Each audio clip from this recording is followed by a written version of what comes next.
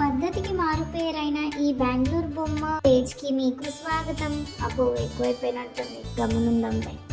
ఈ బొమ్మకి ఇంత టాలెంట్ ఉందా అని అనుకోకండి, మా మమ్మీ వచ్చింది అందుకే ఎంత బాగా రెడీ అయిపోయింది మా ఇల్లు. పొద్దున్నే రెడీ అయిపోయి ఎగేసుకుంటూ స్టార్ట్ అయిపోయాం. ఒక చిన్న ట్రిప్ వేసాం, అది ఈషా ఫౌండేషన్కి ఫ్యామిలీతో. వెళ్తున్నప్పుడు ఈ గ్రీనరీ మట్టికి చాలా బాగా నచ్చేసింది మాకు. మేమైతే ఇది ప్యాకేజ్ తీసుకొని వెళ్ళామన్నమాట. పర్ పర్సన్ 500 రూపీస్ పడింది. Starts from Majestic.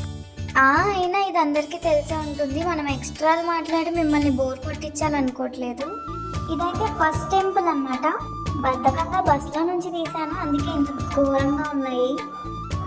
ఇంకా ఆపారో లేదో పరిగెత్తుకుంటా లోపలికి వెళ్ళిపోయాం. బట్ దానికన్నా ముందు ఇక్కడ చాలా షాపింగ్ చేయడానికి ఉన్నాయి. టెంపుల్ లోపల 65 డిగ్రీస్ యాంగిల్ ఒకటి తీసాను.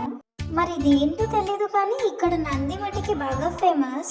ఎంతమంది వచ్చిన వాళ్ళందరూ అక్కడే ఉండిపోతున్నారు. అండ్ అక్కడ వచ్చేసి డబ్బులు దానికి అంటిస్తున్నారు. ఎగ్జాక్ట్ రీజన్ అయితే నాకు తెలియదు. బుడ్డి పంతులు చాలా బిజీ అయిపోయాడు. ఎగ్జాక్ట్ రీజన్ తెలియదు కానీ అందరూ అంటిస్తున్నా అని చెప్పి మేము అంటించాం. అదైతే ఆయిలీగా ఉంది, అందుకే ఆ కాయిన్స్ అతుక్కుంటున్నాయేమో తెలియదు. సో ఇంకా ఈ ఫస్ట్ ప్లేస్కి ఈ పిడత కింద పప్పుతో బాయ్ చెప్పేసాం.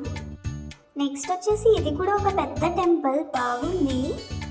ఏంటో బాబు ఇలా చూస్తున్నా అని చెప్పి పరిగెత్తుకుంటూ వచ్చి చూసాను, బట్ ఏముంది అని చూస్తే ఏమీ లేదు. సరే అని చెప్పి దిగి వెళ్ళిపోయా. నెక్స్ట్ వచ్చేసి ఇది ఒక మ్యూజియం, నార్మల్గా ఉందబ్బా. ఇది కూడా నాలాగే బద్దకిస్ట్, సైడ్కి కూడా వెళ్ళకుండా దారిలో వచ్చింది. సడన్గా ఎంతమంది ఏమైందబ్బా అని అనుకోకండి. ఎక్కడికి వచ్చామంటే మన శివయ్య దగ్గరికి వచ్చాం. ఆయన దర్శనం కోసం ఇంత దూరం ప్రయాణం చేసి వచ్చామన్నమాట. అసలు ఆయన చూడండి ఎంతమంది ఫ్యాన్స్. అండ్ ఆ నైట్ లేజర్ షో మట్టికి ఇంకా గూస్ బంప్సే. వెళ్ళిన వాళ్ళు ఎవరైనా ఉంటే కామెంట్ చేయండి మీ ఎక్స్పీరియన్స్ ఎలా ఉందో. అరే మరి ఈ బెంగళూరు బొమ్మను మర్చిపోవద్దు. Good night.